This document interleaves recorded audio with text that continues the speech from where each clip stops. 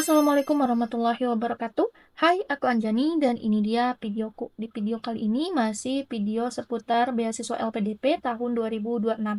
Ini adalah video season ke-19 dan di video kali ini aku akan sharekan rahasia personal statement LPDP lolos seleksi. Strukturnya, contoh, dan juga kesalahan fatal yang harus teman-teman pahami sebelum daftar beasiswa LPDP di tahun 2026 ini. Dan untuk teman-teman yang baru nonton, jangan lupa untuk like, comment, share, dan tentunya subscribe. Untuk video dari season 1 sampai dengan season 18, boleh banget teman-teman yang mau nonton, link tontonnya aku taruh di deskripsi. Dan ini dia di video kali ini.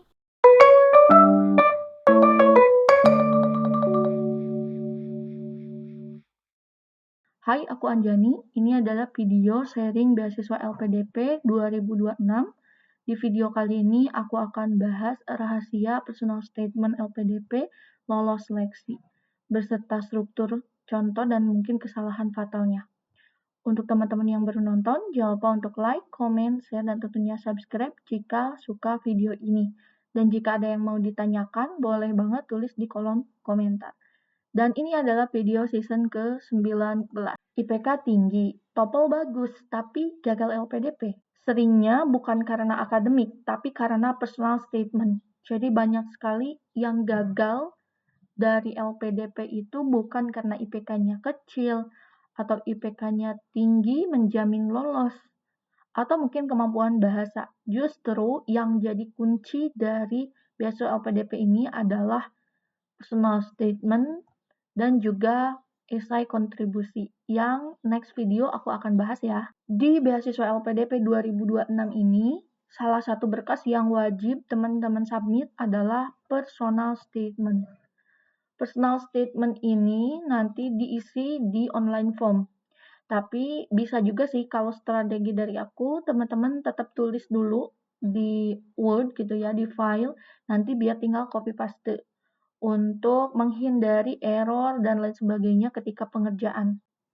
Nah, sekarang kita akan fokus ke personal statement.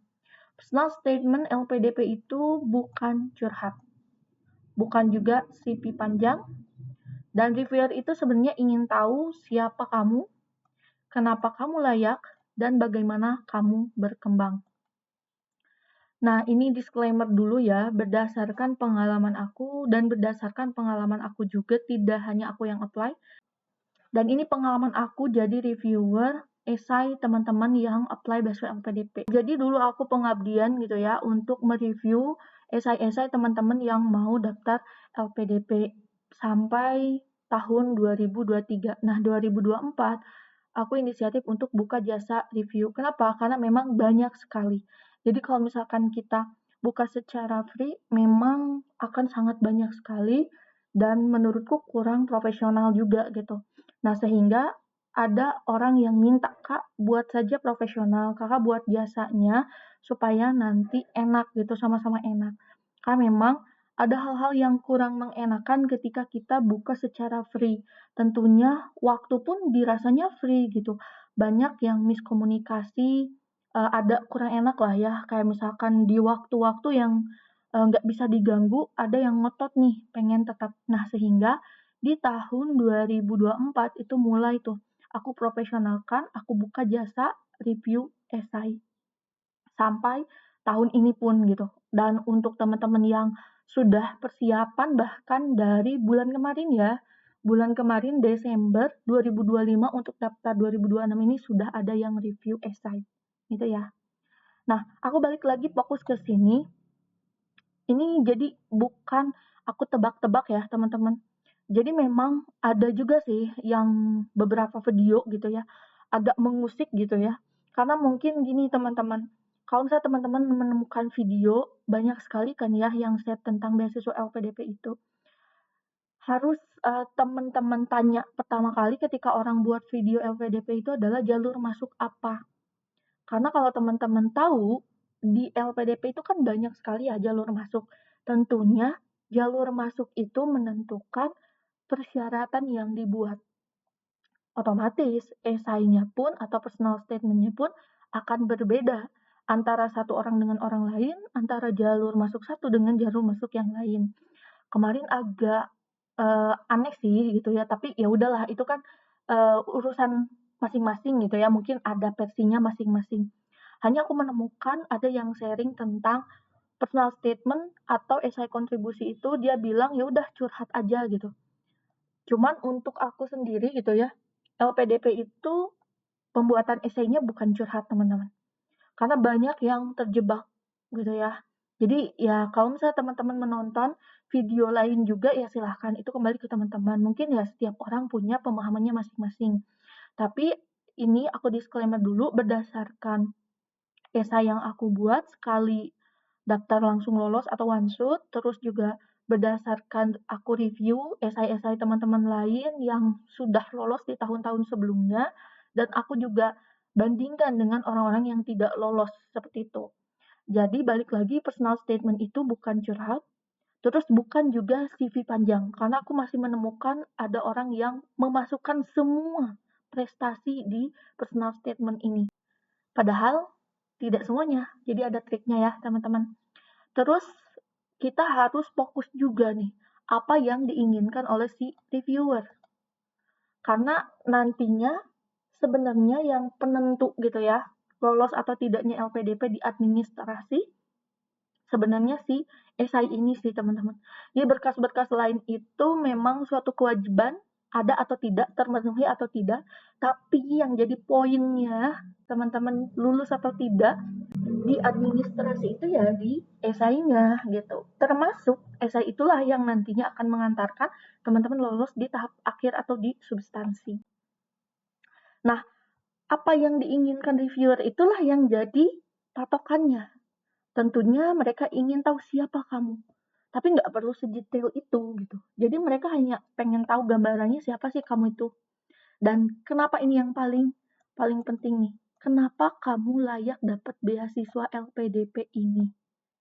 Dan mereka ingin tahu bagaimana kamu berkembang supaya bisa dipertanggungjawabkan setelah nanti pihak LPDP memilih kamu sebagai awardee. Kayak gitu ya, teman-teman. Jadi aku spill dikit-dikit nih, teman-teman, karena emang banyak banget. Jadi info dikit, kalau misalnya teman-teman ambil jasa review essay di aku tuh pasti akan diarahkan, dan aku jelaskan nih teman-teman jalur masuknya apa, program beasiswanya juga apa, nanti personal statement dengan teman-teman punya CV itu yang mana saja yang harusnya diambil, kayak gitu ya. Kenapa Kak nggak dijelaskan langsung di video? Karena satu orang dengan orang yang lainnya itu beda kasus, beda urgennya, beda poinnya, kayak gitu. Karena beberapa minggu lalu aku pernah review juga esai, dan ternyata aku nggak sengaja nemuin poin pentingnya di esai dia yang dia lupa. Jadi dia kira hanya CV aja dipajang, ternyata harusnya yang itu ya dikembangkan, kayak gitu ya. Nah, biar kita tidak keluar jalur, kita lihat nih personal statement versi di bukletnya. Ini penting teman-teman. Jadi banyak teman-teman yang tanya, Kak, personal statement itu apa? Isinya apa saja? Silahkan teman-teman, baik itu personal statement, ada esai kontribusi juga, lihat di poin buklet yang ada di LPDP nih. Untuk personal statement ada di poin 22, menulis personal statement yang mencerminkan kesadaran diri, proses pembelajaran, serta kesiapan pendaftar untuk melanjutkan studi. Nah, justru ini tantangannya, teman-teman. Kalau misalkan dikasih tahu poinnya harus ada apa saja, seperti proposal penelitian, nanti nggak seru dong, teman-teman. Jadi ini challenge-nya, setiap orang silahkan memahami maksud dari pernyataan ini, kesadaran diri. Kita jabarkan, apa saja sih yang harus ada di kesadaran diri. Tentunya tadi, siapa teman-teman, dari mana asalnya, dari mana latar belakang sekolahnya, jurusannya, terus proses pembelajarannya seperti apa, apakah memang orang yang aktif berorganisasi atau memang orang yang aktif berprestasi, seperti itu. Serta kesiapan nih untuk melanjutkan studi. Kesiapan ini sudah paham medan, di mana nanti tujuan berkuliahnya, seperti apa karakter dari kampusnya, seperti apa mungkin ya lebih jauhnya ketersediaan lapangan pekerjaan, lulusan dari jurusan tersebut itu banyak sekali. Jadi karena banyak dan personal statement ini terbatas gitu ya, di LPDP dibatasi untuk jumlah karakternya, jumlah kata yang ditulisnya, sehingga kalau dari aku strateginya adalah silahkan tulis dulu. Tulis semua yang ingin ditulis gitu ya. Tulis dulu semua. Kalau sudah nanti teman-teman baca. Baca dan nanti teman-teman akan tahu mana yang lebih prioritas. Nyambungnya kemana nanti? Harus kita sambungkan ke esai satunya lagi yang paling urgent, yaitu esai kontribusi. Jadi itu ya, aku bagi ini trik nih. Jadi untuk personal statement itu harus ada link and match-nya. Nih, jadi harus ada link and match antara personal statement dengan esai kontribusi. Jadi harus ada yang dibahas nanti di esai kontribusi sebagai bentuk nyata penjabaran dari personal statement kita. Kayak gitu ya. Jadi kalau untuk lengkapnya teman-teman boleh banget yang mau jasa review esai di aku, DM Instagram aku aja untuk info lebih lanjutnya. Karena kemarin ada yang komen ya di salah satu video YouTube aku yang lainnya, yang bertanya, Kak, isinya apa aja? Oke, di sini mungkin aku kasih gambaran. Disclaimer dulu, ini gambaran, jadi boleh banget teman-teman mau pakai versi siapapun. Jadi ini hanya gambaran dari aku untuk struktur penulisan. Tentunya teman-teman buat ada latar belakang personal, baik dari pengalaman hidup, dan ini diusahakan ya, hindari tadi curhat. Jadi benar-benar ini bercerita tentang pengalaman hidup, tapi memang secara akademik, yang kaitannya dengan tujuan studi. Kayak gitu. Jadi ini kan bukan curhat ya teman-teman, jadi lebih memaparkan pengalaman hidup. Terus ada yang bagus itu mengangkat masalah atau tantangan. Aku suka ngarahin tuh teman-teman, silahkan ambil masalahnya dulu untuk dikembangkan di personal statement dan nantinya diperjelas di esai kontribusi. Nggak perlu banyak-banyak, cukup satu kok. Kayak gitu. Nah, nanti kasih sudut pandang yang teman-teman lihat seperti apa, yang dirasakan seperti apa. Dan nanti gitu ya, poinnya teman-teman ngasih solusi atas masalah ini. Seperti itu. Jadi teman-teman nanti paparkan apa sih solusi yang ditawarkan atas masalah yang teman-teman rasakan itu. Nah, berarti di sini ada masalah dan teman-teman harus hadirkan juga solusinya. Lalu, proses berkembang. Keputusan yang akan teman-teman ambil, usahanya sudah sejauh mana, dan pembelajaran yang dilakukan seperti apa. Jadi kayak misalkan nih aku kasih contoh, keputusannya misal teman-teman mau kerja di industri, salah satu industri STEM, misalkan industri perminyakan terbesar di Asia misalkan. Usahanya sudah sejauh mana? Oh, saya hari ini sedang ikut gabung penelitian, atau misal saya sudah bekerja 1 tahun di perusahaan walaupun masih terbilang perusahaan lokal misalkan. Terus proses pembelajarannya seperti apa yang teman-teman lalui? Oh, saya sudah mempersiapkan diri, sudah mengambil langkah apa, bla bla bla segala macam itu dijelaskan. Jadi ada langkah nyatanya. Terus ada juga nih tujuan studi. Yang tujuan studi ini penting juga karena namanya juga personal statement, berarti tentunya tujuan-tujuan studi personal masing-masing itu berbeda. Sehingga harus ada nih kejelasan tentang tujuan studi ini. Kenapa jurusan itu yang diambil dan kenapa sih kampus itu yang teman-teman ambil juga gitu. Nah, ini hindari opini saja. Jadi setakan fakta ya, teman-teman. Kemarin sudah disinggung juga oleh pihak LPDP. Silahkan katanya masukan kenapa milih jurusan tersebut dan kenapa itu dipilih kaitannya dengan industri strategis kalau misalkan pilih STEM. Terus faktanya silahkan paparkan gitu. Teman-teman bisa sertakan berdasarkan keyword university ranking. Nah, teman-teman bisa masukkan ini ya, teman-teman. Kenapa nih pilih jurusan itu? Oh, Ini saya kasih gambaran ya. Kenapa pilih jurusan itu? Karena jurusan itu bersesuaian dengan STEM. Atau kalau misalkan pilih beasiswa SER ya. Kenapa pilih jurusan itu? Karena jurusan itu sesuai atau linier berdasarkan tujuan nanti saya akhirnya profesinya mau di mana. Kayak gitu. Terus kenapa kampus itu? Nah, paparkan faktanya dulu.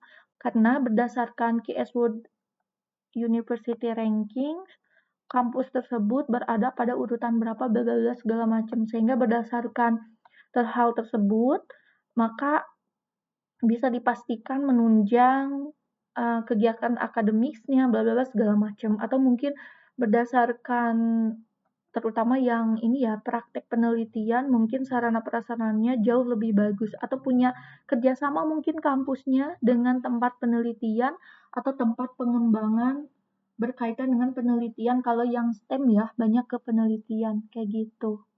Dan terakhir nih, nilai diri dan karakternya. Terutama ini ya, dari segi kepemimpinan dan integritas. Integritas ini salah satu poin yang ada di LPDP soalnya. Jadi silahkan masukkan. Ini menurutku cukup ya kalau dimasukkan ke personal statement. Kalau ada yang hal-hal lain boleh banget juga ya. Untuk teman-teman yang mau komen, mau bertanya atau mau diskusi, boleh banget di kolom komentar. Setiap yang masuk di kolom komentar aku baca dan aku buat ke video yang bisa aku langsung jawab, aku jawab. Tapi kalau misalnya pertanyaannya urgent, aku kumpulin dan aku buat video sesuai dengan video aku sebelumnya ya. Ada 2 video membahas pertanyaan-pertanyaan yang masuk berkaitan dengan pendaftaran beasiswa LPDP ini. Kayak gitu teman-teman. Untuk nilai karakter ini boleh mau masukkan kelebihan, kekurangan, tapi katanya lebih berkaitan dengan esai kontribusinya nanti. Itu dari pihak LPDP-nya langsung ya. Oke, itu dia teman-teman untuk struktur penulisan. Nah, ini aku sedikit juga berbagi ya, kesalahan fatal yang sering dilakukan oleh teman-teman, terutama yang baru sekali apply beasiswa apapun itu dan harus membuat esai. Kesalahannya adalah mungkin karena banyak berseliweran ya info A, B, C, D dan mungkin asal telan ya. Oh, ini kayak katanya harus seperti ini. Oke, kita ambil. Oh, seperti ini, ambil. Nah, saran dari aku, informasi-informasi yang teman-teman dapatkan dari berbagai macam media sosial, tidak hanya dari YouTube, silahkan benar-benar disaring informasinya, jangan asal telan saja. Terutama saya banyak banget ya dapat info-info dari media sosial lain gitu. Banyak yang terutama media sosial yang memperlihatkan video dengan durasi pendek. Otomatis kan kita nggak tahu tuh seperti apa penjelasan yang mau dipaparkan. Banyak yang seliweran nih, one shot soal PDP, ini tipsnya, ini triknya, saya bisa lolos, bla bla. Harusnya ya dijelaskan gitu, one shot itu ambil jalur mana, karena beda jalur, beda tantangan tentunya gitu, beda jalur ya beda peminatnya juga seperti itu. Dan tentunya beda jalur yang paling penting adalah beda passing grade-nya. Kalau teman-teman hari ini menonton video, banyak berseliweran orang bisa one shot LPDP, ternyata passing grade-nya kalau teman-teman cek ya bisa menguntungkan gitu. Karena untuk passing grade kelulusan nanti di akhir ada yang bisa lolos walaupun dapat 750 passing grade-nya. Tapi di sisi lain ada yang harus dapat nilai 1000 lebih. Kayak gitu untuk di tes substansi. Bahkan jauh ke tes substansi, tes yang selanjutnya teman-teman lalui gitu ya, habis tahap administrasi ini, kalau teman-teman lolos, adalah tes bakat skolastik. Afirmasi ada yang boleh dapat nilai 90 itu langsung lolos.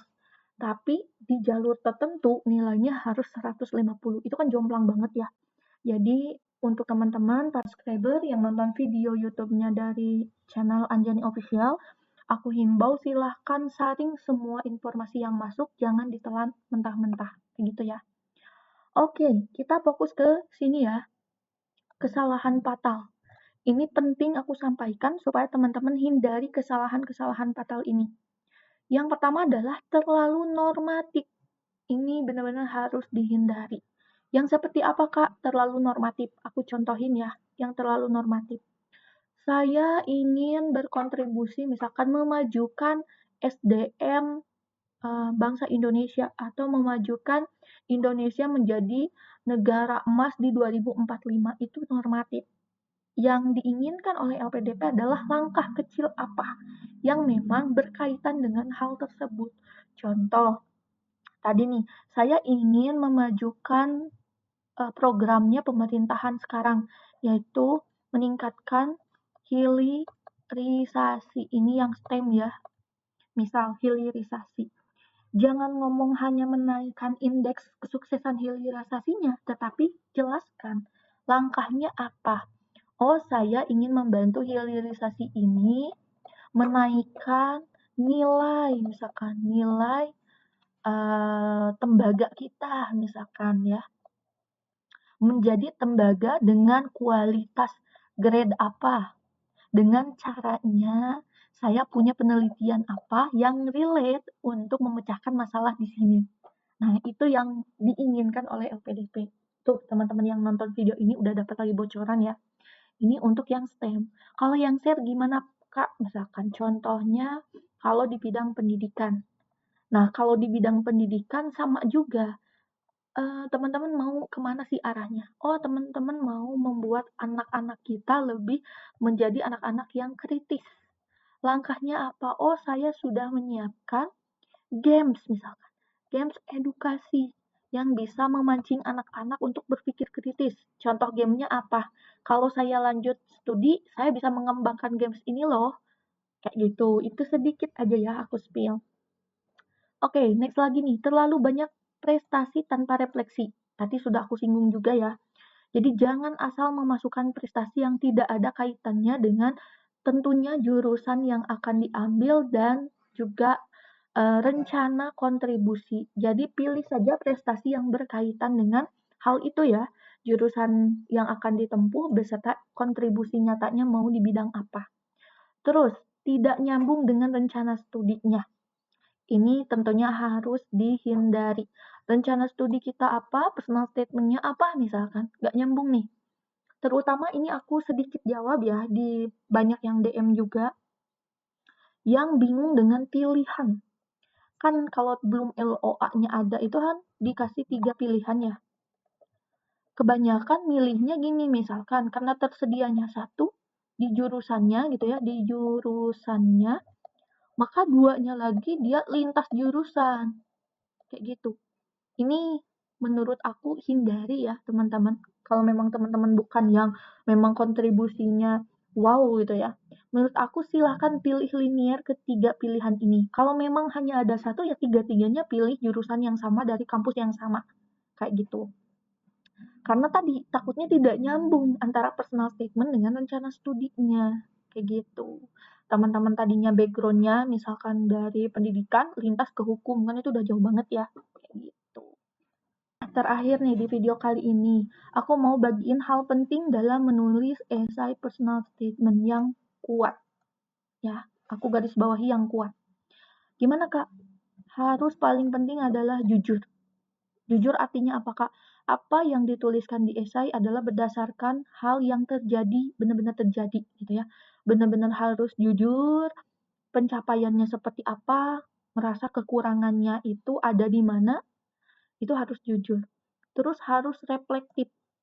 Reflektif ini ya memang ada di diri teman-teman gitu. Jangan ngambil punya orang terus dibuat seolah-olah itu milik teman-teman. Itu banyak loh kejadian katanya. Aku nggak tahu ya di tahun kemarin pada 2024 ada yang memang menggunakan esai punyanya orang lain didapat dari itu dari orang yang minta review esai ke orang lain entah mungkin dia bayar atau free gitu ya. Makanya kalau di aku selalu tekankan teman-teman yang review esai di aku dijamin 100% kerahasiaannya.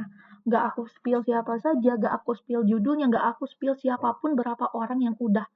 Karena aku ngerasa itu besar banget ya pengorbanannya, harganya nggak ternilai. Kalau misalnya teman-teman bikin, terus sampai kesebar, itu sakit banget menurut aku. Jadi, aku sangat menjaga kerahasiaannya esai dari teman-teman yang nge-review di aku. Terus terakhir harus terarah, ini penting. Kalau bisa teman-teman pelajari cara membuat esai, itu penting juga. Jadi jangan asal curhat aja. supaya nanti kelihatan di esainya mana masalahnya, mana solusinya, dan mana yang ditawarkan nilai poin penting atau mungkin nilai lebih yang teman-teman tonjolkan yang bisa jadi pertimbangan pihak LPDP untuk menerima teman-teman dibandingkan dengan pelamar yang lainnya. Itu dia teman-teman, panjang banget ya. Mudah-mudahan teman-teman tidak bosan nih nonton video di sesi ini bahas tentang esai, karena memang esai ini banyak sekali bahasannya. Dan next di video selanjutnya gitu ya, kita akan bahas, ini harusnya di video part ke-20 ya teman-teman. Aku terlalu semangat, aku suka lupa ngedit ini. Part keberapa aku suka lupa nih. Next di pembahasan part 20 kita akan review tentang esai kontribusi. Jadi untuk teman-teman yang baru nonton di video kali ini, mau nonton pembahasan season-season lainnya, boleh banget ya, link tontonnya aku taruh di deskripsi. Dan untuk teman-teman aku infoin kembali, yang mau jasa review esai boleh banget. Untuk info lebih lanjut silahkan DM di IG aku di @w.anjani. Thank you udah nonton di video kali ini, semoga bermanfaat, tetap semangat, teman-teman diberikan kelancaran untuk daftar beasiswa LPDP di tahun ini, dan mudah-mudahan lolos jadi awardee di tahun 2026 ini. Thank you udah nonton, dan dadah!